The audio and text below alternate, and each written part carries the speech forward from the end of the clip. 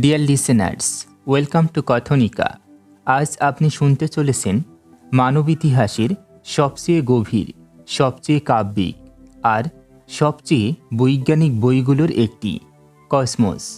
লিখেছেন কিংবদন্তি বিজ্ঞানী, জ্যোতির্বিজ্ঞানী আর কবির মতো কথা বলা মানুষ কার্ল সেগান। আপনি কি কখনো আকাশের দিকে তাকিয়ে ভেবেছেন আমরা কোথা থেকে এসেছি? এই অসীম নক্ষত্রমণ্ডলের মাঝখানে আমাদের অস্তিত্বের মানে কি? এই মহাবিশ্ব কি আমাদের নিয়ে ভাবিত, নাকি আমরা শুধু ধূলিকণার মতো ক্ষুদ্র? কসমস ঠিক সেই প্রশ্নগুলো থেকেই শুরু হয়। মহাবিশ্ব আমাদের সম্পর্কে কোনো গল্প লিখে দেয়নি, আমরাই সেই গল্প খুঁজে পাই আলো, ধূলি, মহাশূন্য আর সময়ের ভেতর দিয়ে। কার্ল সেগান বলেন, we are made of star staff, অর্থাৎ আমাদের হাড়, মাংস, রক্ত সবই কোনো এক পুরনো নক্ষত্রের ভস্ম। আমরা শুধু পৃথিবীর বাসিন্দা নই, আমরা মহাবিশ্বের সন্তান।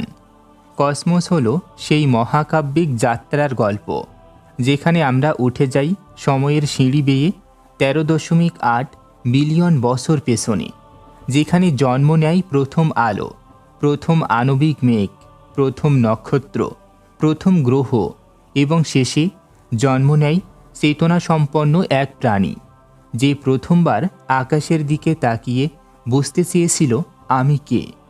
প্রিয় শ্রোতা, এই বই শুধু জ্যোতির্বিজ্ঞান নয়, এটি আমাদের বুদ্ধির মুক্তি, কৌতূহলের আগুন আর বিজ্ঞানকে মানুষের হৃদয়ে পৌঁছে দেওয়ার এক সঙ্গী। কসমস আপনাকে নিয়ে যাবে নক্ষত্রের জন্ম মৃত্যুতে, গ্রহের বিবর্তনে, সভ্যতার উত্থান পতনে, বিজ্ঞানীদের সংগ্রামে আর মানবজাতির ভবিষ্যতের পথ চলায়। এটি এমন এক যাত্রা যা শুনলে মনে হবে আপনি যেন সত্যি মহাশূন্যে ভেসে যাচ্ছেন, নীরব, অন্ধকার, অসীম এক সমুদ্রে। কার্ল সেগান বিশ্বাস করতেন, understanding the universe is a form of spiritual experience. বিজ্ঞান কোনো ঠান্ডা যুক্তি নয়, এটি বিস্ময়ের অনুভূতি, যা আমাদের শেখায় বিনয়, কৌতূহল আর মানবতার মূল্য। আজ আমরা সেই মহাকাব্যের প্রথম দরজা খুলছি। এই যাত্রার প্রতিটি অধ্যায় আপনাকে নিয়ে যাবে আকাশের কিনারা শুয়ে থাকা সত্যের সন্ধানে। তাহলে চলুন শুরু করি এক অবিশ্বাস্য ভ্রমণ, এক যাত্রা কসমসের ভেতর দিয়ে। ইন্ট্রোডাকশন, ভূমিকা। এক মুহূর্ত চোখ বন্ধ করে কল্পনা করুন, আপনি ভেসে চলেছেন এক অসীম অন্ধকারে।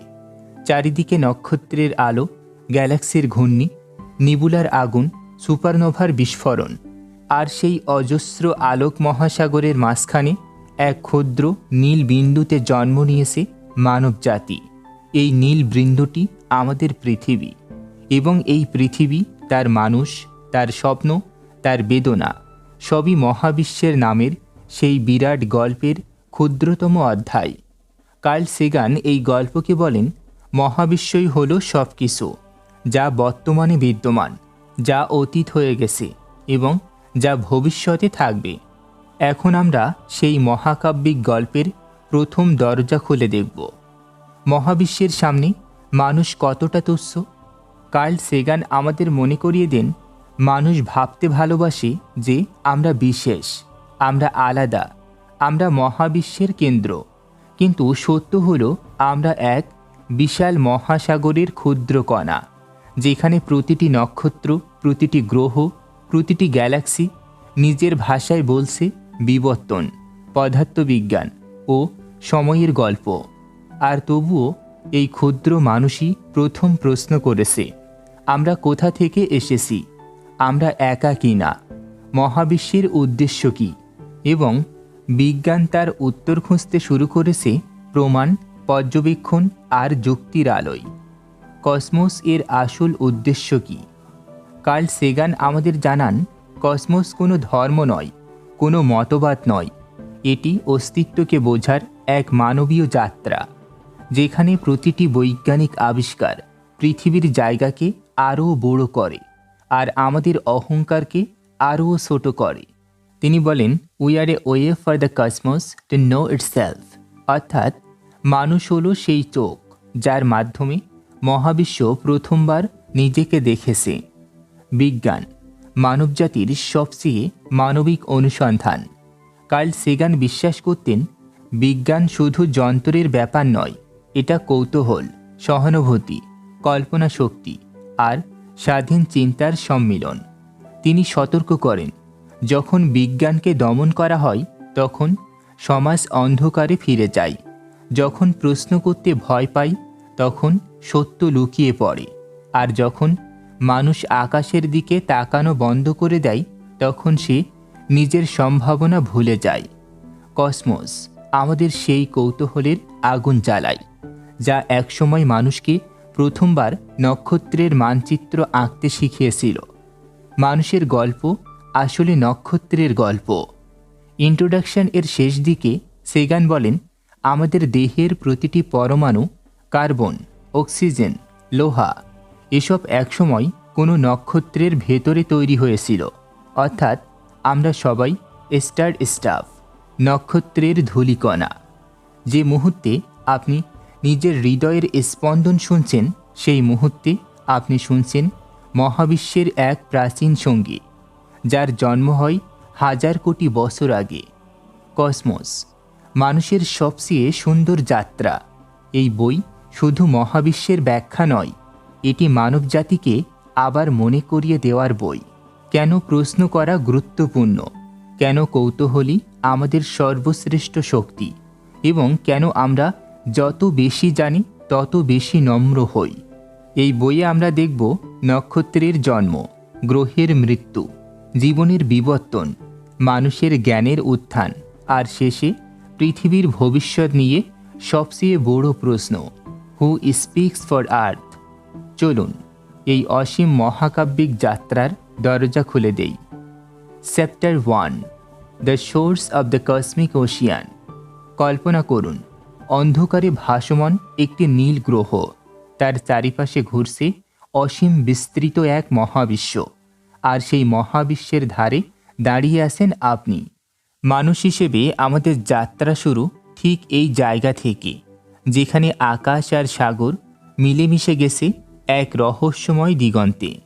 কার্ল সেগান এই অধ্যায়টির নাম দিয়েছেন the source of the cosmic Ocean, অর্থাৎ মহাজাগতিক সাগরের তীর। এই নামেই লুকিয়ে আছে অধ্যায়ের আসল কথা। আমরা মানুষ এখনও মহাবিশ্বের তীরে দাঁড়িয়ে, আর বিশাল গভীর সমুদ্রের দিকে তাকিয়ে আসি। আমাদের জানা কত কম, আর অজানা কত অগণিত। আমাদের ক্ষুদ্র উপস্থিতি। সেগান লেখেন, মানুষ মাত্র কয়েক লাখ বছরের পুরনো প্রাণী, কিন্তু মহাবিশ্বের বয়স 13.8 বিলিয়ন বছর। এই বিশাল টাইমলাইন ধরে মানুষের অস্তিত্ব মানে এক বিশাল বইয়ের শেষ পাতায় একটি ক্ষুদ্র বিন্দুর মতো। তবুও এই ছোট্ট প্রাণীটাই আজ মহাবিশ্বকে বুঝতে চায়, নিজের উৎপত্তি খুঁজতে চায়, তারকাদের ভাষা ডিকোড করতে চায়। এটাই মানুষের সৌন্দর্য, এটাই কৌতূহলের আগুন। পৃথিবী মহাজগতের এক বিন্দু। কার্ল সেগান আমাদের দেখান, রাতের আকাশ আসলে এক বিশাল জানালা। যত তারা চোখে দেখা যায় তার চেয়েও অদৃশ্য তারার সংখ্যা বেশি। প্রতিটি তারাই আরেকটি সূর্য, আর প্রতিটি সূর্যের চারিদিকে ঘুরছে অজস্র গ্রহ। অন্য কথায়, আমরা একা নই, অন্তত সম্ভাবনার দিক থেকে। মহাবিশ্বে অসংখ্য পৃথিবী থাকতে পারে, অসংখ্য জীবন, অসংখ্য সভ্যতা। আমরা শুধু একটি ক্ষুদ্র স্পার্ক। প্রথম অনুসন্ধানীদের গল্প। এই অধ্যায়ে কার্ল সাগান মানব সভ্যতার প্রাচীন নক্ষত্রযাত্রার গল্পও বলেন। ব্যাবিলনীয়রা, গ্রিক জ্যোতির্বিদ, ভারত, মিশর ও চীন, মায়ান সভ্যতার আকাশ মানচিত্র। রাতের আকাশের দিকে তাকিয়ে তারা প্রশ্ন করেছে, আমরা কোথা থেকে এসেছি, তারাগুলো কি, মৃত্যুর পর কি আসে। মানুষ সবসময়ই মহাবিশ্বের নৌকা বেয়ে গেছে জ্ঞান নামের আলো দিয়ে। স্পেস এজ মহাজগতের দিকে মানুষের প্রথম পদক্ষেপ। এরপর সেগান আমাদের নিয়ে আসেন আধুনিক যুগে, যেখানে মানুষের চোখ আর কেবল আকাশের দিকে তাকায় না, আকাশকে ছুঁতেও চায়।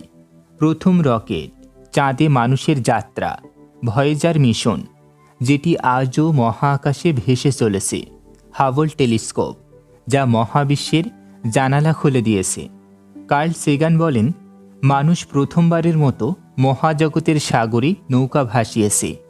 আমরা তীরে দাঁড়িয়ে দেখছি না, আমরা ধীরে ধীরে সমুদ্রের ভেতরে প্রবেশ করছি, কসমিক ওশিয়ান এর তীরে দাঁড়িয়ে। এই অধ্যায় আমাদের শেখায় মানুষের সবচেয়ে বড় শক্তি হল কৌতূহল, আর সবচেয়ে বড় দায়িত্ব হল বিনয়। কার্ল সেগান মনে করিয়ে দেন, আমরা যতই শক্তিশালী হই না কেন, মহাবিশ্বের তুলনায় আমাদের অস্তিত্ব এখনও এক শিশুর মতোই ক্ষুদ্র। তবুও এই শিশুই একদিন নক্ষত্র স্পর্শ করবে। এই শিশুই বুঝবে মহাবিশ্ব কিভাবে জন্মেছে, কিভাবে বিকাশিত হচ্ছে, আর শেষ পর্যন্ত কোথায় যাবে। এই অধ্যায় শেষ হয় কার্ল সেগানের এক অনন্য ভাবনায়। We এমবার্ক on our journey not in arrogance but with a spirit of adventure and humanity. অর্থাৎ আমরা আমাদের যাত্রা শুরু করি গর্ব বা অহংকার নিয়ে নয়, বরং সাহস এবং নম্রতা নিয়ে। আমরা যাচ্ছি মানুষের কল্পনার সীমা পেরিয়ে মহাবিশ্বের গভীরে। চলুন এবার আমরা প্রবেশ করব বইটির দ্বিতীয় অধ্যায়ে, যেখানে আমরা শুনব জীবনের সুর, একে অপরের সঙ্গে যুক্ত থাকার গল্প। Chapter 2, one voice in the cosmic fugue, মহাজাগতিক সুরের একক কণ্ঠস্বর। আপনি কি কখনো ভেবে দেখেছেন এই বিশাল মহাবিশ্বে আমাদের মতো আর কোনো প্রাণের উপস্থিতি আছে কি? এবং থাকলে তারা কি আমাদের মতোই প্রশ্ন করে, স্বপ্ন দেখে, নিজের অস্তিত্ব বোঝার চেষ্টা করে? কার্ল সেগানের one the voice in the cosmic fugue অধ্যায়টি শুরু হয় এক অসাধারণ উপলব্ধি দিয়ে, জীবন, life is the music of the cosmos. আর আমরা সেই মহাজাগতিক সিম্ফনির একটি ক্ষুদ্র কিন্তু অনন্য সুর। জীবনের মহাকাব্যিক সূচনা। কল্পনা করুন, 4 বিলিয়ন বছর আগে পৃথিবী ছিল অন্ধকার, উষ্ণ, অশান্ত এক তরল গ্রহ। উল্কা পড়ে, আগ্নেয়গিরি ফুঁসে ওঠে, সমুদ্র উত্তাল, আর ঠিক সেই বিশৃঙ্খলার মাঝখানে জন্ম নেয় প্রথম জীবনের স্রোত। এক কোষ, এক ছোট্ট ঝিল্লি, এক নিঃশব্দ রাসায়নিক নৃত্য, যা আজ আমাদের পর্যন্ত এসে দাঁড়িয়েছে। সেগান বলেন, life is not a miracle, it's a cosmic inevitability. অর্থাৎ মহাবিশ্বে যেখানে সঠিক পরিবেশ আছে, সেখানে জীবনের উদ্ভব অবশ্যই ঘটবে। এ কারণে আমরা একা নই, ভাবা যুক্তিসঙ্গত। ডিএনএ এক মহাজাগতিক ভাষা। আজ পৃথিবীর প্রতিটি প্রাণী, আপনি, আমি, গাছ, পাখি, ব্যাকটেরিয়া, সবাই এক মোহনীয় গোপন সুরে যুক্ত, যার নাম ডিএনএ। কার্ল সেগান এটাকে বলেন the music written in the molecular score. একই ডিএনএ এর ভিন্ন ভিন্ন সুর, মিউটেশন, মিলিয়ন বছর ধরে সৃষ্টি করেছে সব প্রাণী, সব রূপ, সব বৈচিত্র্য। আমরা ভিন্ন, কিন্তু আমাদের সুর এক। আমরা বিচিত্র, কিন্তু উৎস এক। প্রকৃতি এক অর্কেস্ট্রা। এই অধ্যায়ে সেগান প্রকৃতিকে তুলনা করেছেন এক বিশাল মিউজিক্যাল অর্কেস্ট্রার সাথে, যেখানে প্রতিটি প্রাণী এক একটি বাদ্যযন্ত্র, প্রতিটি ইকোসিস্টেম এক একটি মেলোডি, আর ইভলিউশন সেই সঙ্গীতের রসিকতা, যে নিরন্তর পরিবর্তন করে যাচ্ছে সুরের গতি, রং, তীব্রতা। তার মতে, evolution is the cosmic fugue, we are one voice in it. অর্থাৎ বিবর্তন হল মহাবিশ্বের জটিল সঙ্গীত, আর আমরা তার একটি অংশ। এখানে ফিউগ মানে এক জটিল বহু স্তরের সঙ্গীত, যেখানে এক সুর শেষ হতে না হতেই আরেক সুর শুরু হয়। ঠিক যেমন পুরনো প্রজাতি বিলীন হয়, নতুন জন্ম নেয়। আমরা সেই বহুস্বর সিম্ফনির একটি ক্ষুদ্র সুর, কিন্তু আমাদের গল্প অনন্য, কারণ আমরা এই সুর বুঝতে পারি। মহাবিশ্বের পরিসরে আমাদের অবস্থান। সেগান বলেন, যখন আমরা রাতের আকাশে তাকাই, যে তারাগুলো দেখি তাদের অনেকের গায়ে হয়তো পৃথিবীর মতো গ্রহ ঘুরছে, যেখানে জীবনের সুর আরেকভাবে বেজে চলেছে। তারা কি আমাদের মতোই কৌতূহলী? তারা কি নিজেদের আকাশে তাকিয়ে ভাবছে, আর ওই অ্যালন, আমরা কি একা? যদি মহাবিশ্ব সত্যি 200 বিলিয়ন গ্যালাক্সি নিয়ে গঠিত হয়, তাহলে কি প্রাণ শুধু এক গ্রহে জন্ম নিয়েছে? যুক্তি বলে সম্ভব নয়। মানুষের বিশেষত্ব, আমরা সুর শুনতে পারি। হয়তো কোটি কোটি গ্রহে জীবন আছে, কিন্তু পৃথিবীর জীবন বিশেষ, কারণ আমরা প্রথম সত্তা যারা নিজেদের উৎপত্তি বোঝার চেষ্টা করছি। We are the universe becoming conscious of itself. আমরাই হলাম সেই মহাবিশ্ব যা নিজের সম্পর্কে সচেতন হয়ে উঠেছে। এই উপলব্ধি মানবজাতির সবচেয়ে সুন্দর গুণ। সেগান বলেন, understanding is a kind of ecstasy, অর্থাৎ বোঝা বা উপলব্ধি হল এক প্রকার পরমানন্দ। জ্ঞানী আমাদের মহাবিশ্বের সাথে গভীর সংযোগ। এই অধ্যায় আমাদের শেখায় জীবন মহাবিশ্বের স্বাভাবিক পরিণতি। সব প্রাণীর মধ্যে এক অভিন্ন জেনেটিক সুর। প্রকৃতি এক অর্কেস্ট্রা, ইভলিউশন তার সঙ্গীত পরিচালক। আমরা কসমিক মিউজিকের একটি সুর এবং একমাত্র সুর যে নিজের সঙ্গীতকে বুঝতে পারে। এই অধ্যায় আমাদের ভিতরে এক অদ্ভুত কৌতূহল জাগায়। আমরা কোথা থেকে এসেছি, কিভাবে এই সুরের তালে নেচে চলেছি এবং এই সুরের শেষ কোথায়। চলুন এবার আমরা প্রবেশ করব বইটির 3য় অধ্যায়ে, যেখানে সেগান আমাদের দেখাবেন মহাবিশ্বের গণিত আর সঙ্গীত কিভাবে একে অপরের হাত ধরে চলে। চ্যাপ্টার 3, দ্য হারমোনি অফ অলস, বিশ্বের সুরের ঐকতান। এখন আমরা প্রবেশ করছি মহাবিশ্বের এমন এক অধ্যায়ে, যেখানে আকাশ শুধু নক্ষত্রের ঠিকানা নয়, বরং গণিতের সুর, পদার্থবিজ্ঞানের ছন্দ আর মানুষের কল্পনার সঙ্গীত। এই অধ্যায়ের নাম দ্য হারমোনি অফ অলস, বিশ্বের সুরের ঐকতান।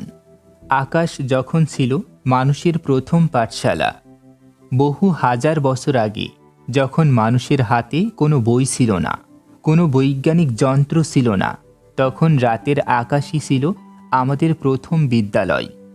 মানুষ তাকিয়ে দেখত তারাগুলোর নিয়মিত ওঠানামা, মাসের পর মাস চাঁদের রূপ বদল, গ্রহগুলোর ধীর গতির নাচ। আমাদের পূর্বপুরুষরা দেখেছিল এখানে বিশৃঙ্খলা নেই, এখানে হঠাৎ কিছু ঘটে না, এখানে আসে এক অদৃশ্য নিয়ম। এই নিয়মই জন্ম দিয়েছিল জ্যোতির্বিজ্ঞান, গণিত এবং পরবর্তীতে বিজ্ঞান। কার্ল সেগান বলেন, আকাশের দিকে তাকানো মানে হলো নিজের জন্মসূত্রের দিকে তাকানো। পিথাগোরাস, প্রকৃতির সুরের প্রথম শ্রোতা।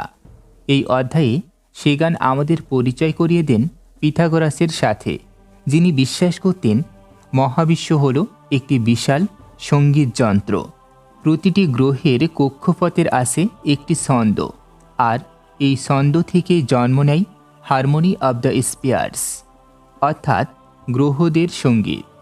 যদিও গ্রহরা কোনো শ্রবণযোগ্য সুর তৈরি করে না, তবুও তাদের গতি, তাদের সৌন্দর্য, নিয়ম সব মিলিয়ে এক ধরনের কসমিক মিউজিক, যা কেবল বুদ্ধি দিয়ে শোনা যায়।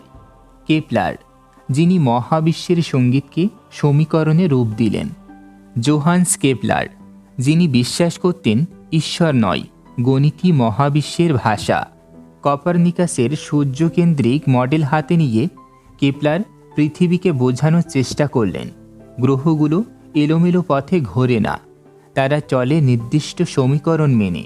কেপলারের 3টি আইন, যা আজও জ্যোতির্বিজ্ঞানের ভিত্তি, জন্ম নিয়েছিল তার সেই ঈশ্বরহীন, শুধুমাত্র যুক্তিভিত্তিক অনুসন্ধান থেকে। কার্ল সেগান বলেন, Kepler tried to read God's mind, but what he found was something even more beautiful, the language of mathematics. অর্থাৎ কেপলার ঈশ্বরের মন বোঝার চেষ্টা করেছিলেন, কিন্তু তিনি যা খুঁজে পেয়েছিলেন তা ছিল আরও সুন্দর, গণিতের ভাষা।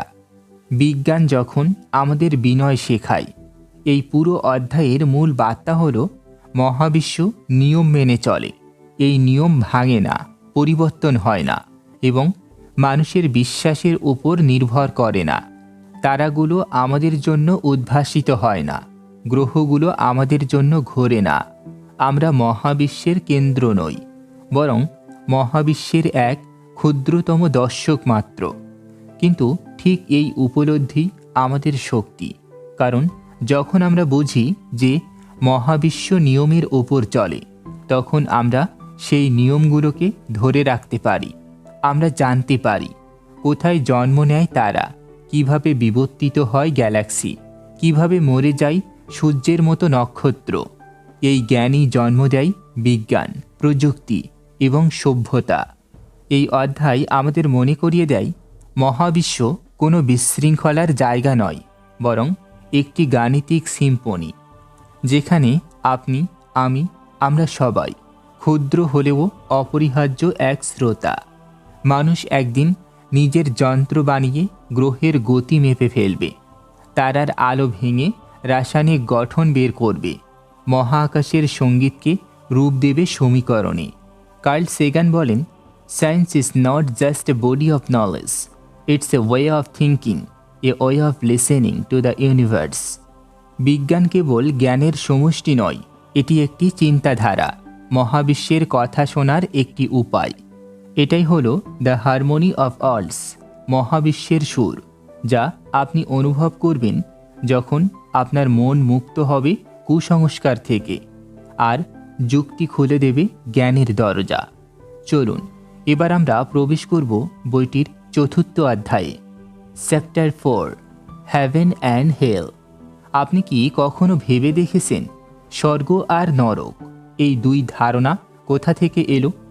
কেন মানব সভ্যতার প্রতিটি ধর্মই আকাশের দিকে তাকিয়ে আশা করে স্বর্গ, আর মাটির নিচের অন্ধকার দিকে ভয় করে নরক? কসমোসের চতুর্থ অধ্যায়ে কার্ল সেগান আমাদের নিয়ে যান এই ধারণাগুলোর মূলে, যেখানে মিথ, ভয়, জ্ঞান আর বাস্তব মহাবিশ্ব একসাথে মিশে তৈরি হয়েছে মানুষের কল্পলোক। স্বর্গ, মানুষের আকাশ ভরা স্বপ্ন। হাজার বছরের পুরনো সভ্যতাগুলো আকাশের দিকে তাকিয়ে ভেবেছিল তারকারা আর গ্রহগুলো যেন দেবদেবীদের ঘর, সূর্য যেন এক দেবতা, চাঁদ যেন এক আচার্য চোখ। মেসোপটেমিয়া, মিশর, গ্রিস, প্রতিটি সভ্যতা বিশ্বাস করত স্বর্গ মানে আকাশে কোনো পবিত্র জগৎ, যেখানে মৃত্যু নেই, ব্যথা নেই, কষ্ট নেই। কার্ল সেগান বলেন, স্বর্গ এমন একটি স্থান নয় যেখানে বিজ্ঞান কখনো পৌঁছাতে পারে না। স্বর্গ হলো মানুষের কল্পনা, যা জন্মেছে তারকা দেখে মুগ্ধ হওয়ার মধ্য থেকে। মানুষ যখন প্রথম রাতের আকাশ দেখছিল, তখন তাদের চোখে ছিল ভয় আর বিস্ময়ের মিশ্র অনুভূতি। সেই অনুভূতি জন্ম দিয়েছিল স্বর্গ ধারণার। এবার আমরা আসছি নরকের কথায়। মানব সভ্যতার শুরুতে আগুন ছিল জীবন, আবার একই সঙ্গে মৃত্যুর প্রতীক। অগ্নুৎপাত, বজ্রপাত, ধূমকেতু, উল্কাবৃষ্টি, এগুলো মানুষ বুঝত না, তাই মনে করত এসব হলো দেবতার রাগ। এই ভয় থেকেই জন্ম নিয়েছিল এক ধারণা, এক জায়গা আছে যেখানে শাস্তি মেলে, যেখানে আগুন, অন্ধকার, যন্ত্রণা এবং যার নাম নরক। সেগান বলেন, নরকের ধারণা এসেছে পৃথিবীরই ভয়াবহ অভিজ্ঞতা থেকে। জ্বলন্ত লাভা, সূর্যের তাপ, বন অগ্নিকাণ্ড, ভূমিকম্প, মানুষ এগুলোকে অতিপ্রাকৃতভাবেই ব্যাখ্যা করেছিল। বাস্তব স্বর্গ নরক, মহাবিশ্বের ভৌত সত্য। কার্ল সেগান দেখান, বস্তুতপক্ষে মহাবিশ্বে এমন অনেক জায়গা আছে যা সত্যি স্বর্গের মতো সৌন্দর্য সৃষ্টি করে। নেবুলা, তারকার জন্মক্ষেত্র, আকাশগঙ্গা, একটি বিশাল বিস্ময়কর আলো ছায়ার রাজ্য। আবার এমনও জায়গা আছে যা সত্যিকারের নরকের থেকেও ভয়ানক। শুক্র গ্রহের বায়ুমণ্ডল, 460 ডিগ্রি সেলসিয়াস তাপ, বৃহস্পতির ঝড়, পৃথিবীর চেয়েও বড় ঘূর্ণিঝড়, ব্ল্যাক হোল, অন্ধকারের চরম প্রতীক, সুপারনোভা বিস্ফোরণ, পুরো গ্রহ ধ্বংস করে দিতে পারে। অর্থাৎ মহাবিশ্বের ভেতর এমন স্বর্গ এবং নরক আছে যা বাস্তব, বৈজ্ঞানিক এবং অনুভবযোগ্য। তাহলে মানুষ কেন মিথ বানালো? কার্ল সেগানের ব্যাখ্যা খুব সরল। মানুষ আগে ভেবেছিল আকাশে আলো আসে, তাই স্বর্গ আসে, মাটির নিচে অন্ধকার, তাই নরক। বিজ্ঞানের অভাবে তারা নিজের অভিজ্ঞতা থেকে মিথ বানিয়েছে। কিন্তু আজ বিজ্ঞান জানায় স্বর্গ বা নরক মানুষের বানানো নয়, সেগুলো হলো মহাবিশ্বের বৈজ্ঞানিক সত্য, যা মানুষের কল্পনাকে ছাড়িয়ে গেছে বহুদূর।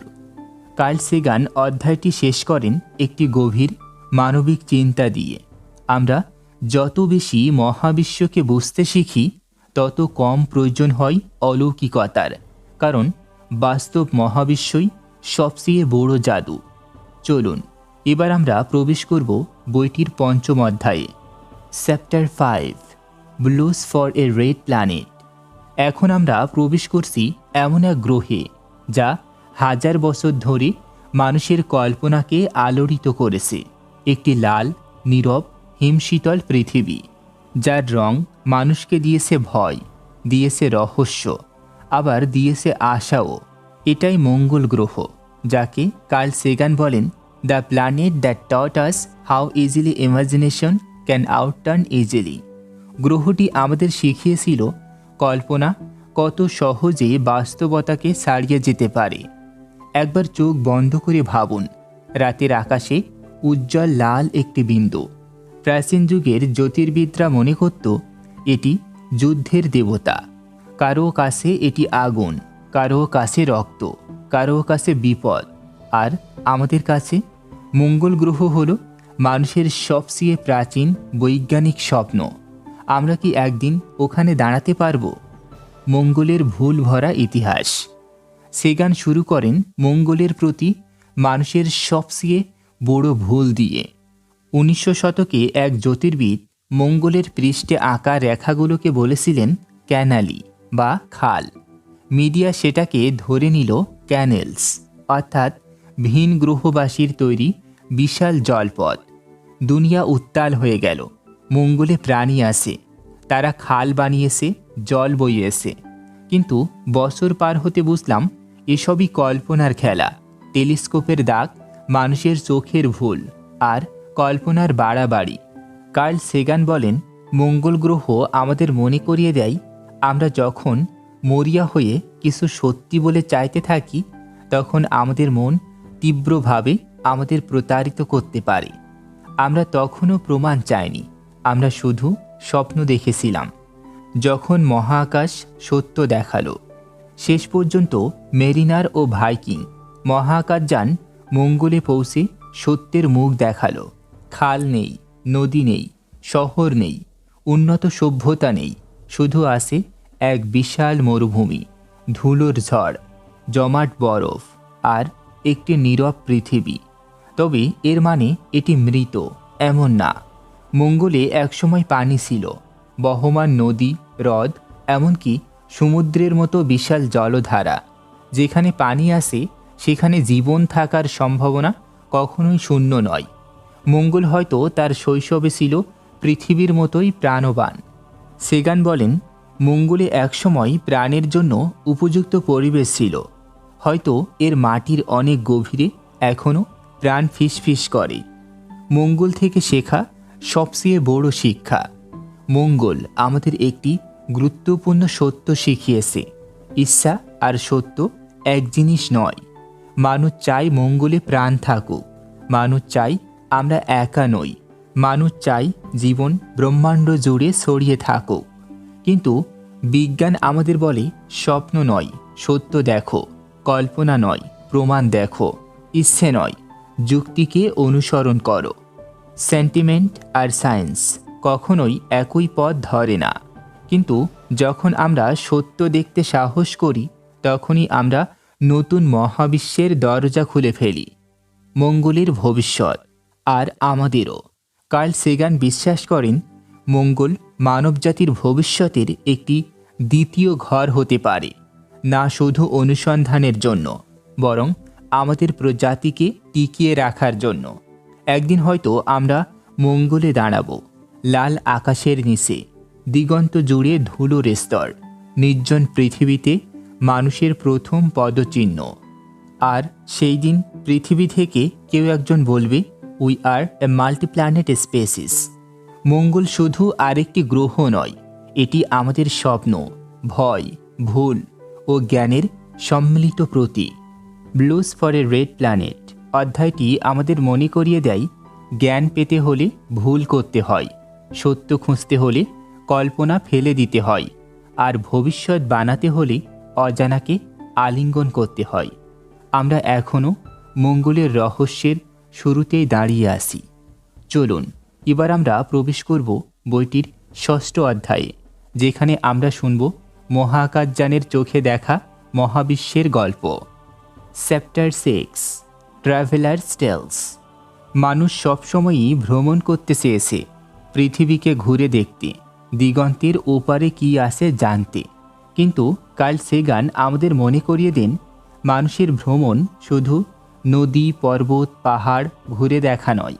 মানুষের প্রকৃত ভ্রমণ শুরু হয়েছিল জিজ্ঞাসা দিয়ে, আমি কোথা থেকে এলাম? আমরা কি একা? তারার ওপারে কি আছে? এই প্রশ্নগুলো প্রথম মানুষকে আকাশের দিকে তাকাতে শিখিয়েছে। আর এখান থেকেই শুরু হয় মহাবিশ্বের পথে আমাদের ছোট ছোট পদক্ষেপ। এই অধ্যায়ে সেগান আমাদের নিয়ে যান এক বিশাল সময় ভ্রমণকারী গল্পে, যেখানে মানুষ কখনো সমুদ্র পেরিয়েছে, কখনো মরুভূমি, কখনো অচেনা দ্বীপ, আবার কখনো পুরো মহাদেশ। কিন্তু সেগান বলেন, our greatest voyages were not across the ocean, but across the cosmos of our imagination. আমাদের শ্রেষ্ঠ সমুদ্র যাত্রাগুলো মহাসাগর পেরিয়ে ছিল না, বরং ছিল আমাদের কল্পনার মহাবিশ্ব জুড়ে। মানুষ কিভাবে পৃথিবী আবিষ্কার করল? প্রাচীন নাবিকরা রাতে সমুদ্রের নীল অন্ধকারে দাঁড়িয়ে থাকত, উপরের আকাশে তারাদের পথ দেখে দিক নির্ধারণ করত। একটি নক্ষত্রের অবস্থান, চাঁদের আকার, বাতাসের গন্ধ, এসবই ছিল তাদের জিপিএস। মানুষ আসলে সর্বদাই যাত্রী, অজানাকে জয় করার জন্য তৈরি এক প্রজাতি। কিন্তু সবচেয়ে বড় ভ্রমণ এখনও বাকি। কার্ল সেগান মনে করিয়ে দেন, যে যাত্রা মানুষের জীবনকে সবচেয়ে বেশি বদলে দিয়েছে, সেটা পৃথিবীর ভেতরের নয়, বরং পৃথিবীর বাইরে। যখন প্রথম মানুষ পৃথিবী ছেড়ে মহাকাশে গেল, চাঁদের বুকে দাঁড়িয়ে দেখল নীল পৃথিবী মহাবিশ্বে একা ভেসে চলেছে। এটা ছিল মানুষের ইতিহাসের সবচেয়ে গভীর উপলব্ধিগুলোর একটি। কার্ল সেগান বলেন, এই ছোট্ট নীল বিন্দুটি আমাদের সব কিছু। এখানেই সব যুদ্ধ, সব প্রেম, সব সৃষ্টি, সব কষ্ট, সব কিছু। মানুষ ভ্রমণ করে কারণ আমরা জানি না কি আছে সামনে, আর এই অজানার প্রতি আকর্ষণই মানুষের আসল শক্তি। আমরা মহাকাশে যাই কারণ আমরা পারি, আমরা প্রশ্ন করি কারণ আমরা কৌতূহলী, আমরা পৃথিবীর সীমানা ভেঙে বের হতে চাই কারণ মহাবিশ্ব আমাদের ডাকছে। কার্ল সেগান এই অধ্যায়ের শেষে একটি লাইন বলেন, যা আমাদের থমকে দেয়, we are travellers on a journey that began long before we were born, we will continue long after we are গান। অর্থাৎ আমরা পথিক, এমন এক যাত্রাপথে যা আমাদের জন্মের বহু আগে শুরু হয়েছিল এবং আমরা চলে যাওয়ার বহু পরেও চলতে থাকবে। আপনি, আমি, আমরা সবাই মূলত ট্রাভেলার্স। পৃথিবী আমাদের শুরু, মহাবিশ্ব আমাদের পথ, আর জিজ্ঞাসা আমাদের কম্পাস। চলুন এবার আমরা প্রবেশ করব বইটির 7ম অধ্যায়ে, যেখানে শুরু হবে তারাদের জন্ম, মৃত্যু আর আমাদের নিজের কসমিক উৎসের গল্প। Chapter 7, the backbone of night. এখন আমরা যাত্রা করছি রাতের আকাশের গভীরে, সেই আকাশে যেখানে লাখো বছর ধরে মানুষ তাকিয়ে থেকেছে প্রশ্ন নিয়ে, ভয় নিয়ে আর বিস্ময় নিয়ে। এই অধ্যায়ের নাম দ্য ব্যাকবোন অফ নাইট, একটা কাব্যিক নাম, কারণ বহু সভ্যতা বিশ্বাস করত রাতের আকাশ জুড়ে যে দুধের মতো আলো ছড়িয়ে আসে তা নাকি দেবতাদের পথ, আত্মার নদী বা স্বর্গে যাওয়ার সিঁড়ি। কিন্তু আজ আমরা জানি এই দুধের মতো আলোর রেখা হলো মিল্কি ওয়ে, আমাদের গ্যালাক্সির মেরুদণ্ড। আর সেই মেরুদণ্ড, সেই ব্যাকবোন আসলে গঠিত হয়েছে শত শত বিলিয়ন তারকা দিয়ে। কিন্তু বিষয়টি এত সরল ছিল না। হাজার হাজার বছর ধরে মানুষ বিশ্বাস করত আকাশের প্রতিটি আলো হচ্ছে দেবতা। গ্রিকরা ভাবত এটি দেবতাদের সেটানো দূত, মিশরীয়রা ভাবত এটি আকাশ দেবীর দেহ, আর অস্ট্রেলিয়ার আদিবাসীরা ভাবত এটি পূর্বপুরুষদের পথচিহ্ন। রাতের আকাশ হাজার বছর ধরে ছিল রহস্যের উৎস, কিন্তু বিজ্ঞান তার রহস্য উন্মোচন করতে শুরু করল যখন মানুষ প্রশ্ন করতে শিখল। এই অধ্যায়ে কার্ল সেগান আমাদের নিয়ে যান প্রাচীন গ্রীসে, যেখানে একদল মানুষ পৃথিবী ও আকাশকে দেবতা নয় প্রকৃতি দিয়ে ব্যাখ্যা করার সাহস দেখিয়েছিল। থেমিস, অ্যানাক্সিম্যান্ডার, ডেমোক্রিটাস নামগুলো আজকের দিনেও খুব জনপ্রিয় নয়, কিন্তু এরা প্রথম বলেছিল তারাগুলো আগুন নয়, বরং সূর্যের মতো অসংখ্য দূরবর্তী গ্রহ। আমরা যে আলো দেখি তা মহাকাশের কোটি কোটি দূরত্ব অতিক্রম করে আসে। একটু ভাবুন, এই কথা বলার জন্য তখনকার দিনে একজন মানুষকে মূর্খ বলা হতো, পাগল বলা হতো, এমনকি শাস্তিও দেওয়া হতো, কারণ সত্য প্রায়ই ভয়ঙ্কর লাগে যারা অভ্যাসে বন্দী। সেগান এই অধ্যায়ে বলেন, মানুষ আকাশকে ভুল বুঝেছে, ভয় পেয়েছে, পূজা করেছে, কিন্তু তার উপরে তাকিয়েছিল সব সময়। সে তাকানোই আমাদেরকে বানিয়েছে আধুনিক মানুষ।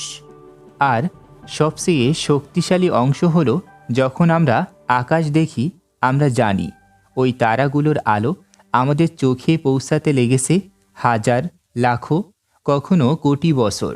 অর্থাৎ আমরা যখন রাতের আকাশ দেখি আমরা আসলে অতীতকে দেখি। মহাবিশ্বের টাইম মেশিন খুলে যায় আমাদের চোখের সামনে। কার্ল সেগান বলেন, the stars are like memories, light from a time long gone. তারাগুলো স্মৃতির মতো, বহু আগে চলে যাওয়া সময়ের আলো।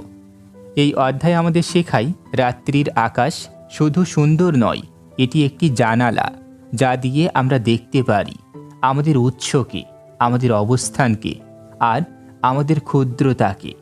কারণ যখন আমরা মিল্কওয়ের দিকে তাকাই আমরা জানি আমরা ওই বিশালতার এক ছোট্ট বিন্দু। তবুও আমরা সেই বিন্দুতে বসেই পুরো মহাবিশ্বের গল্প বুঝতে পারি। এটাই হলো হোমোস্যাপিয়েন্স এর সৌন্দর্য। ছোট শরীর, ক্ষুদ্র গ্রহ, কিন্তু সীমাহীন কৌতূহল। এই অধ্যায় আমাদের মনে করিয়ে দেয় আমরা নক্ষত্রের সন্তান, আর আকাশকে বোঝার চেষ্টাই আমাদের সভ্যতার সত্যিকারের মেরুদণ্ড। চলুন এবার আমরা প্রবেশ করব বইটির অষ্টম অধ্যায়ে, যেখানে গল্প আরও রোমাঞ্চকর হয়ে উঠবে। Chapter 8, travels in space and time. এই অধ্যায় আমাদের নিয়ে যাচ্ছে মহাবিশ্বের সবচেয়ে উত্তেজনাপূর্ণ ধারণার দিকে, সময়ের ভেতর যাত্রা, স্থান অতিক্রম করে ভ্রমণ, আর সেই প্রশ্নের দিকে যা মানুষ হাজার বছর ধরে করে এসেছে, আমরা কি সত্যি সময় ও মহাকাশের সীমানা ছাড়িয়ে যেতে পারব? কার্ল সেগান এখানে শুরু করেন এক গভীর চিন্তা দিয়ে। মানুষ মাত্র কয়েক হাজার বছর আগে পর্যন্ত জানতই না পৃথিবীর বাইরে কিছু আছে। তবুও আমাদের কল্পনা, আমাদের স্বপ্ন আমাদের পৌঁছে দিয়েছে চাঁদে, মঙ্গলে, আর কোটি কোটি আলোকবর্ষ দূরের গ্যালাক্সিতেও। এই অধ্যায়ের মূল কথা হলো বিজ্ঞানই একমাত্র মাধ্যম যা আমাদের সময় ও মহাকাশে ভ্রমণের দরজা খুলে দিতে পারে। সময়ের ভেতর ভ্রমণের বৈজ্ঞানিক রহস্য। কল্পনা করুন, আপনি যদি আলোর গতির খুব কাছে পৌঁছে যান তাহলে আপনার জন্য সময় ধীরে চলবে, আর পৃথিবীতে থাকা মানুষের জন্য সময় চলবে দ্রুত। এটাই টাইম ডাইলেশন, আইনস্টাইনের বিখ্যাত আপেক্ষিকতার সূত্রের এক বিস্ময়কর ফলাফল। এমনকি সেগান বলেন, আমরা যখনই প্লেনে চড়ি, যখনই স্যাটেলাইট সিগন্যাল পৃথিবীতে পৌঁছাই, তখনই সময় আসলে বাঁক নেয়, একটু হলেও। মানে আপনি চাইলে ভবিষ্যতে ভ্রমণ সম্ভব, হ্যাঁ, ভবিষ্যতের দিকে। কিন্তু অতীতে ভ্রমণ, সেখানে আসে গণিত, জটিলতা আর নানা ধরনের বিপদ। সেগান সতর্ক করে বলেন, অতীতে ভ্রমণ একটি বিপজ্জনক ধারণা। কারণ সময়ের সাথে ছেলে খেলা মানে পুরো মহাবিশ্বের কারণ ফলাফলকে বদলে দেওয়া। মহাকাশ ভ্রমণের সীমা ও সম্ভাবনা। এই অধ্যায়ে সেগান আমাদের চোখ খুলে দেন এক সত্যের সামনে। মানুষ এখনও মহাবিশ্বের মূল দরজা পর্যন্ত পৌঁছাতে পারেনি। আমরা শুধু কসমিক শোর লাইনে দাঁড়িয়ে আছি। সমুদ্রের বিশাল গভীরতা এখনও সামনে, কিন্তু সমস্যাটা হলো দূরত্ব। মহাবিশ্ব এতটাই বিরাট যে নিকটতম তারা প্রক্সিমা সেন্টরিতে যেতে হলে সময় লাগবে প্রায় ৭০,০০০ বছর। তারপরও সেগান আশাবাদী, কারণ বিজ্ঞান কখনো স্থির থাকে না। আগামী কয়েক শতাব্দীতে আমরা হয়তো এমন যন্ত্র তৈরি করব যা আলোর গতির কাছাকাছি পৌঁছাতে পারবে, ওয়ার্প ড্রাইভ বা স্পেস ফোল্ডিং প্রযুক্তি ব্যবহার করবে, অথবা নিউক্লিয়ার পালস ইঞ্জিনে মহাকাশ ছিঁড়ে দৌড়াবে। তিনি বলেন, মানুষের কল্পনা আর বিজ্ঞানের মিলনে সব কিছুই সম্ভব। নিজেদের অতীতেও কি ভ্রমণ সম্ভব? সেগান এখানে ইতিহাসের দিকে তাকানোর কথা বলেন। তিনি বলেন, টাইম ট্রাভেল সবচেয়ে বেশি সম্ভব আমাদের স্মৃতি, নথি, প্রত্নতত্ত্ব আর বিজ্ঞান দিয়ে। আমরা হয়তো অতীতে ফিরে যেতে পারি না, কিন্তু আমরা অতীতকে পুনর্গঠন করতে পারি। ডাইনোসরের হাড় থেকে, মানুষের জীবাশ্ম থেকে, গ্যালাক্সির আলো থেকে, যা আজ আমাদের কাছে পৌঁছাতে মিলিয়ন বছর সময় নিয়েছে। মানে আমরা যখন আজ আকাশের তারাদের দিকে তাকাই, আমরা তখন দেখছি তাদের অতীতের আলো। আপনি এখন আকাশে যে তারা দেখছেন তা হয়তো আজ আর অস্তিত্বই নেই। এটাই মহাবিশ্বের সবচেয়ে সুন্দর ট্র্যাজেডি। এই অধ্যায়ের শেষে সেগান আমাদের স্মরণ করিয়ে দেন, মানুষ মহাবিশ্বে এক ক্ষুদ্র বিন্দু, তবুও আমাদের কৌতূহল সীমাহীন। আর সেই কৌতূহলই আমাদের একদিন তারার পথে নিয়ে যাবে। তিনি বলেন, we are a way for the Cosmos to know itself. আমরা আসি যাতে মহাবিশ্ব নিজেকে আবিষ্কার করতে পারে। চলুন এখন আমরা প্রবেশ করব বইটির নবম অধ্যায়ে, chapter 9, the lives of the star. এখন আমরা যাত্রা শুরু করছি এমন এক জগতে যেখানে তারকা জন্মায়, বাঁচে আর শেষে মৃত্যুবরণ করে। হ্যাঁ, ঠিক আমাদের মতোই তারকাদেরও একটি জটিল জীবন আছে। এবং এই অধ্যায়ে কার্ল সেগান আমাদের নিয়ে যান সেই বিস্ময়কর, নাটকীয় আর মহাজাগতিক জীবনের গল্পে। তারার জন্ম, অন্ধকারে প্রথম আলো। শুরুটা হয় ঘন অন্ধকারে, মহাবিশ্বের নীরব মেঘের ভেতরে, যেখানে ধুলো, গ্যাস আর হাইড্রোজেনের অণু মিলে বিশাল নেবুলা তৈরি করে। সেখানেই জন্ম নেয় তারা। কল্পনা করুন, একটি বিশাল মেঘ ধীরে ধীরে নিজের ওজনেই সংকুচিত হচ্ছে, চাপ বাড়ছে, তাপ বাড়ছে, আর একসময় হঠাৎ ফিউশন শুরু হয়। হাইড্রোজেন থেকে তৈরি হয় হিলিয়াম, আর সেই মুহূর্তে একটি অন্ধকার মেঘ পরিণত হয় একটি উজ্জ্বল নবজাতক তারায়, একটি নতুন সূর্য। তারার যৌবন, স্থিতিশীল শান্তি। তারারা তাদের জীবনের বড় অংশ কাটায় মেইন সিকোয়েন্সে, যেখানে তারা শান্তভাবে হাইড্রোজেন পুড়িয়ে আলো ছড়ায়। আমাদের সূর্য এখন ঠিক এই অবস্থায় আছে, আরও 5 বিলিয়ন বছর এভাবেই থাকবে। কার্ল সেগান বলেন, একটি তারার আলো মানে হলো তার অন্তরের যুদ্ধ। মধ্যাকর্ষণ তাকে ভেতরে টেনে নিয়ে যেতে চায়, আর ফিউশন তার শক্তি বাইরে ছুড়ে দিয়ে তাকে ধ্বংসের হাত থেকে বাঁচায়। এই ভারসাম্যই হলো তার যৌবন। বার্ধক্য, যখন তারা ফুলে ওঠে বিশাল দানবে। ধীরে ধীরে হাইড্রোজেন ফুরিয়ে গেলে তারার মাঝখানে শুরু হয় সংকট, চাপ বদলায়, ফিউশন পরিবর্তন হয় এবং তারা ফুলে ওঠে একটি রেড জায়ান্টে। একদিন আমাদের সূর্যও এমন দানব হয়ে পৃথিবী পর্যন্ত গিলে ফেলতে পারে। শিহরণ জাগানোর মতো সত্য, তাই না? তারার মৃত্যু, বিশ্বব্রহ্মাণ্ডের সবচেয়ে কাব্যিক মুহূর্ত। বড় তারারা ছোট তারাদের চেয়ে অনেক বেশি নাটকীয়ভাবে মারা যায়। ছোট তারারা ধীরে ধীরে তাদের ফুয়েল শেষ করে, এরপর ধসে পড়ে হয়ে যায় হোয়াইট ড্রাফ বা শ্বেত বামনে। কিন্তু বড় তারারা, তাদের শেষটা হয় বিস্ফোরণে, সুপারনোভা।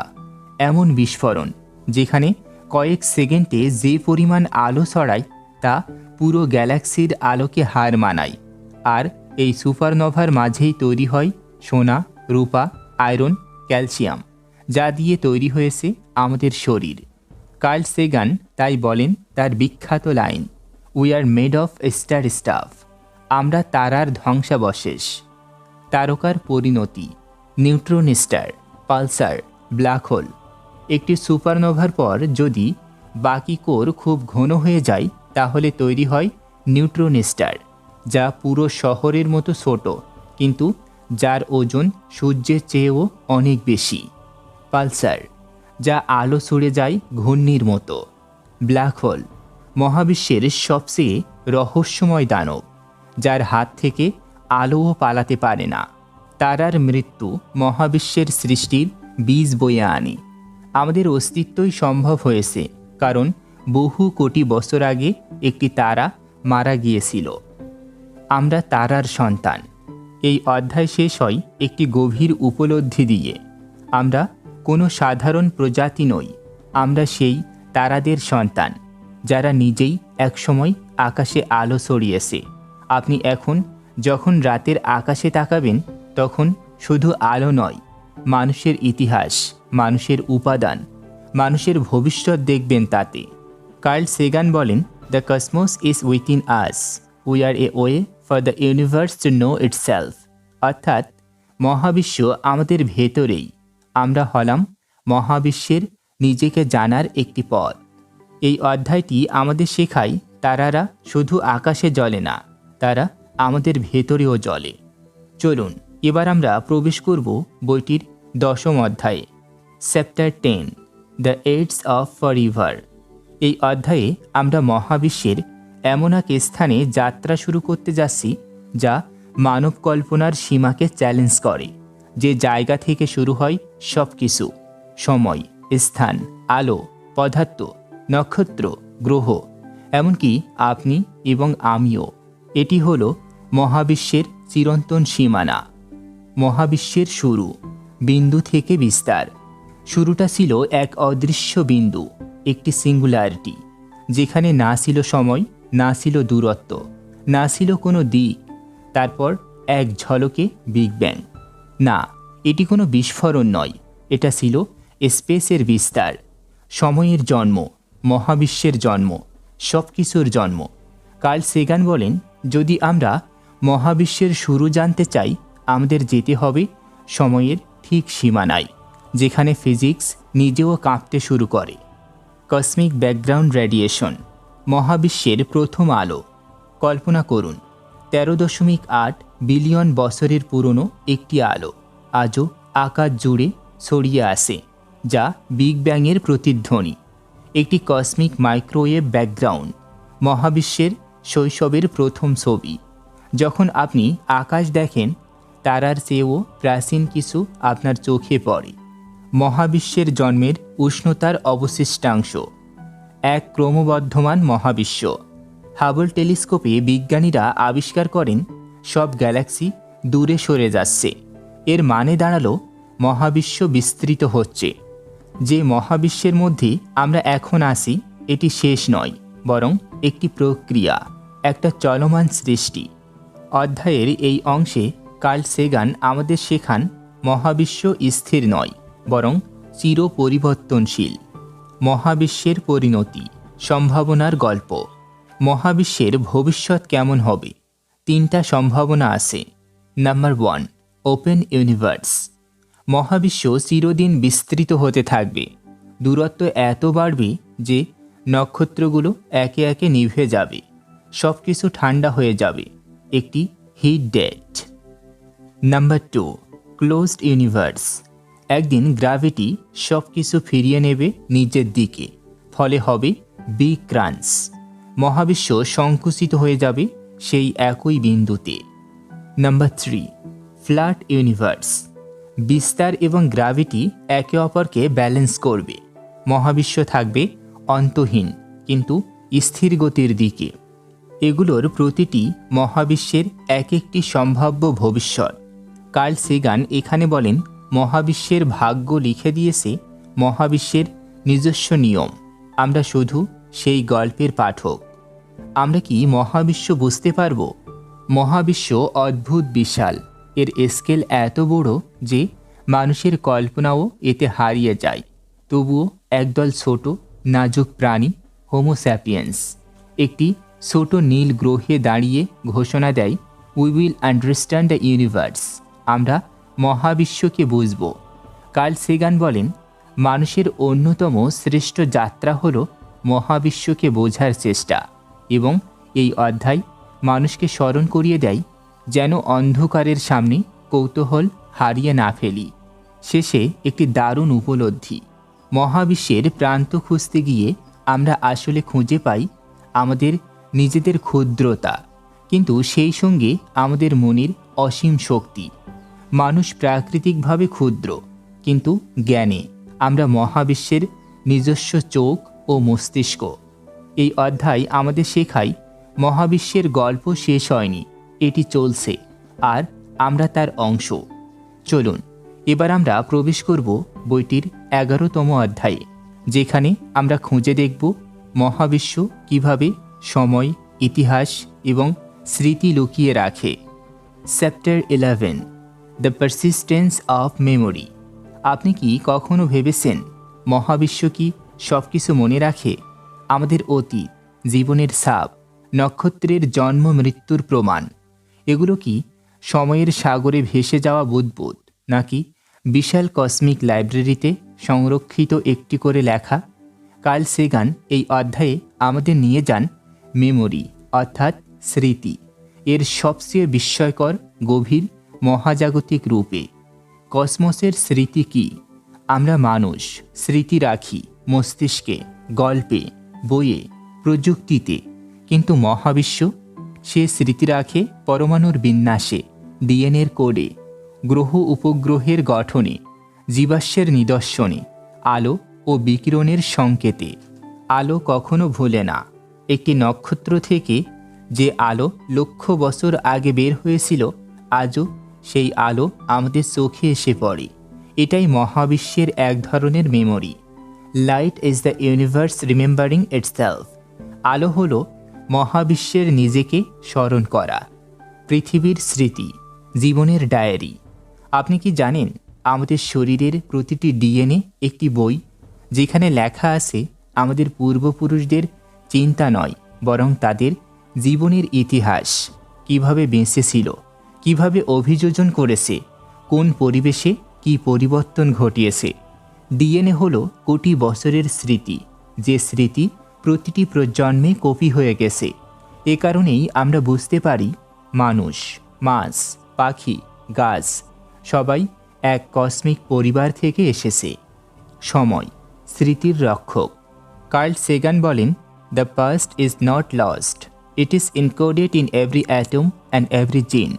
অতীত হারিয়ে যায়নি, এটি প্রতিটি পরমাণু এবং প্রতিটি জিনে সংকেতবদ্ধ আছে।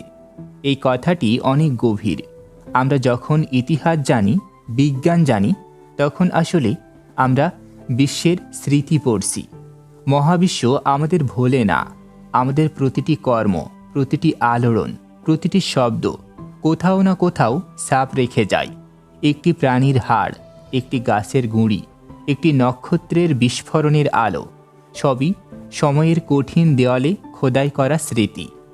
মানুষের স্মৃতি বনাম মহাবিশ্বের স্মৃতি। মানুষ ভুলে যায়, দেশ ভুলে যায়, সভ্যতা ভুলে যায়, কিন্তু মহাবিশ্ব ভোলে না। আমরা যদি অদৃশ্য হয়ে যাই, তবুও পৃথিবীর স্তরে, চাঁদের পাথরে, মহাকাশযানের নীরব ধাতুতে মানুষের স্মৃতি রয়ে যাবে। কার্ল সেগান এখানে আমাদের শেখান, মানুষ ক্ষণস্থায়ী, কিন্তু আমাদের ছাপ স্থায়ী। আমরা নক্ষত্রের সন্তান, আর নক্ষত্রের জন্ম মৃত্যুর গল্পই হল কসমোসের সবচেয়ে প্রাচীন স্মৃতি। জীবন মহাবিশ্বের সবচেয়ে উন্নত স্মৃতি প্রযুক্তি। ডিএনএ হলো এমন এক প্রযুক্তি যা মহাবিশ্ব কোটি বছর ধরে তৈরি করেছে।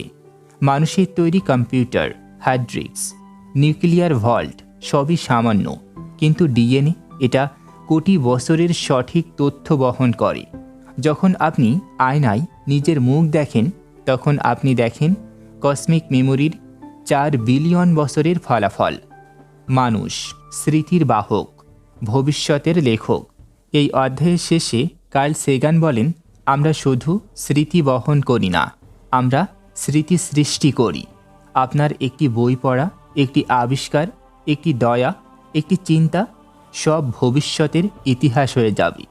আমরা ক্ষুদ্র, কিন্তু আমাদের প্রভাব বিশাল, কারণ আমরা সেই প্রাণী যে নিজের স্মৃতি সংরক্ষণ করতে পারে এবং ভবিষ্যতের জন্য রেখে যেতে পারে। এই অধ্যায় আমাদের শেখায়, মহাবিশ্ব ভোলে না, আলো ভোলে না, ডিএনএ ভোলে না। আমরা ক্ষুদ্র হলেও আমাদের চিহ্ন মহাবিশ্বে স্থায়ী হয়ে যায়। এবার আমরা মহাজাগতিক স্মৃতির চ্যাপ্টার বন্ধ করে এগোচ্ছি আরও এক গভীর অধ্যায়ে, যেখানে আমরা খুঁজব বুদ্ধিমান প্রাণীরা কি একদিন এই মহাবিশ্বকে এক বিশাল লাইব্রেরিতে রূপ দেবে। Chapter 12, Encyclopaedia Galactica. এক মুহূর্তের জন্য কল্পনা করুন, দূর ভবিষ্যতের কোনো এক সময় মিল্কওয়ের ওপারে কোনো এক উন্নত সভ্যতা বসে আছে বিশাল এক গ্রন্থাগারে, যার নাম এনসাইক্লোপিডিয়া গ্যালাকটিকা। এটি পুরো গ্যালাক্সির জ্ঞান ভাণ্ডার, যেখানে লিপিবদ্ধ আছে হাজার হাজার সভ্যতার ইতিহাস, বিজ্ঞান, ভুল, সাফল্য এবং বেঁচে থাকার কৌশল। কার্ল সেগান এই অধ্যায়ে আমাদের ঠিক এই কল্পনা জগতের দরজা খুলে দেন। মানুষ এক ক্ষুদ্র পাতা এক বিশাল গ্যালাকটিক বইয়ে।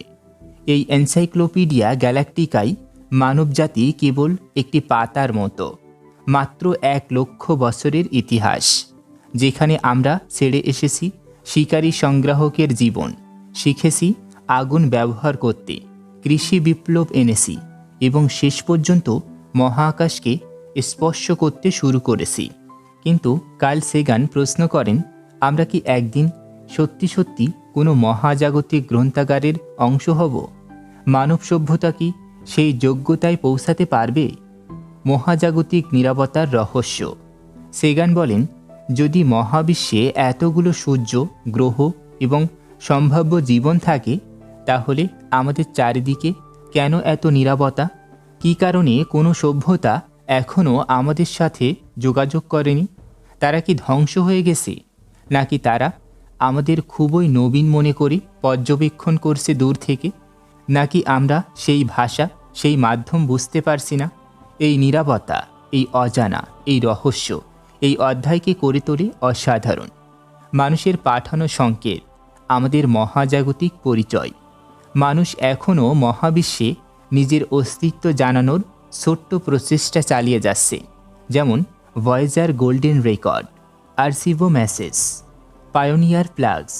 এগুলো হলো এক একটি চিঠি যা আমরা মহাবিশ্বের অন্ধকারে পাঠিয়ে দিয়েছি, এই আশায় যে কোনো একদিন কেউ এটিকে পড়বে। সেগান বলেন, এই বার্তাগুলো আমাদের কল্পনার ডানায় ভর করে ভবিষ্যতে পাঠানো টাইম ক্যাপসুল। একটি সভ্যতা টিকে থাকার সবচেয়ে বড় সত্য জ্ঞান।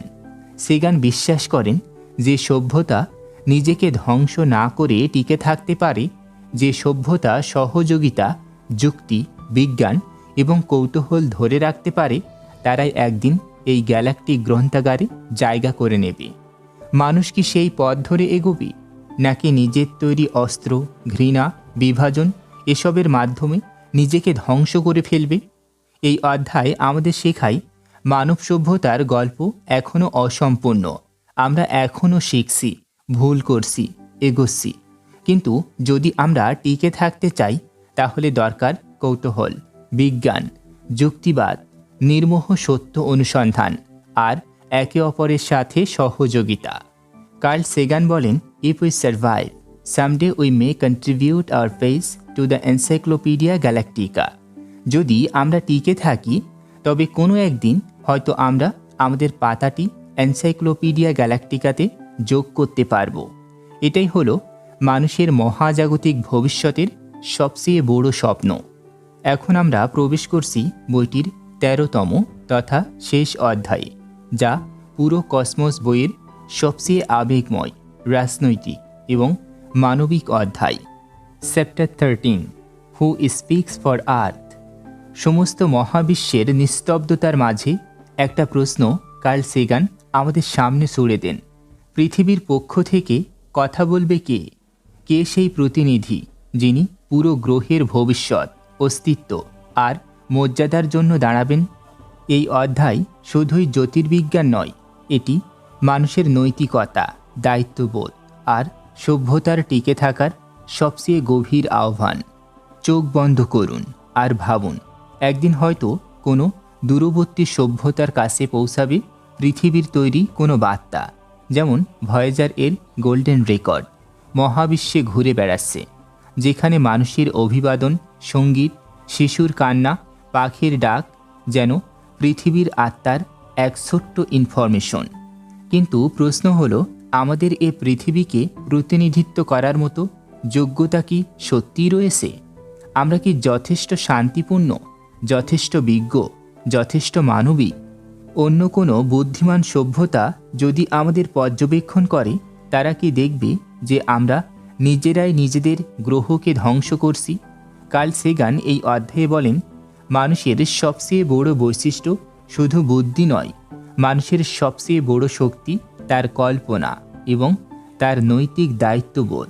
আমরা চাইলে নিজেদের ধ্বংস করতে পারি, আবার চাইলে আমরা হতে পারি মহাবিশ্বের সবচেয়ে সুন্দর সম্ভাবনার প্রতিনিধি। এই অধ্যায়ে তিনি তুলে ধরেন পৃথিবীর ভঙ্গুরতা, যে পৃথিবী মহাকাশের অন্ধকারে ভেসে থাকা এক ক্ষুদ্র নীল বিন্দু। এই বিন্দুতেই আমাদের ভালোবাসা, যুদ্ধ, আশা, ভয় আর সব ইতিহাস গুটিয়ে আসে। কার্ল সেগানের প্রশ্নটি আসলে এই, আমরা কি নিজেদের ঘৃণা, বিভক্তি এবং অন্ধবিশ্বাস ছেড়ে একটি বৈজ্ঞানিক, মানবিক, শান্তিপূর্ণ পৃথিবী গড়ে তুলতে পারব? কারণ যদি কোনো দিন মহাবিশ্বে আমরা কারো সামনে দাঁড়াই, তবে সেই সভ্যতার সামনে আমরা নিজেদের পরিচয় দেব কিভাবে?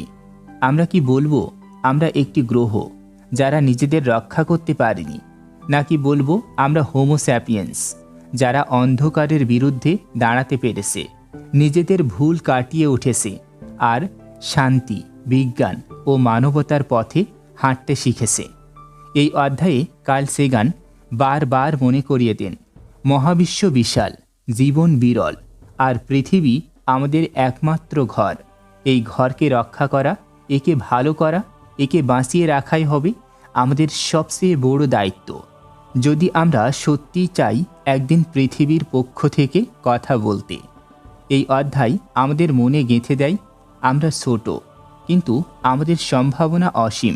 এখন প্রশ্ন, আপনি কি প্রস্তুত পৃথিবীর একজন প্রতিনিধি হতে? ডিয়ার লিসেনার্স, আপনি শুনছিলেন কার্ল সাগানের মহাজাগতিক মহাকাব্য কসমস, একটি বই, একটি যাত্রা যা আমাদের শিখিয়েছে আমরা কত ছোট, আর ঠিক একই সাথে আমরা কত অসাধারণ। এই অভিযাত্রায় আমরা দেখেছি আমাদের মহাবিশ্বের জন্ম, তারাদের জীবন মৃত্যুর গল্প, বিজ্ঞানের বুনোটে লুকিয়ে থাকা সৌন্দর্য এবং জীবনের নাজুক তবু বিস্ময়কর সম্ভাবনা। কার্ল সেগান বলেন, we are a way for the cosmos to know itself, অর্থাৎ আমরা শুধু মহাবিশ্বের অংশই নই, মহাবিশ্ব আমাদের চোখ দিয়ে নিজেকেই দেখছে। আজকের এই আলোচনার শেষে আমি আপনাকে একটি কথা মনে করিয়ে দিতে চাই, আমরা একটাই গ্রহের সন্তান। আমাদের তর্ক, সীমান্ত, ধর্ম, রাজনীতি, মহাকাশের বিশাল শূন্যতার সামনে সবই অপ্রয়োজনীয়।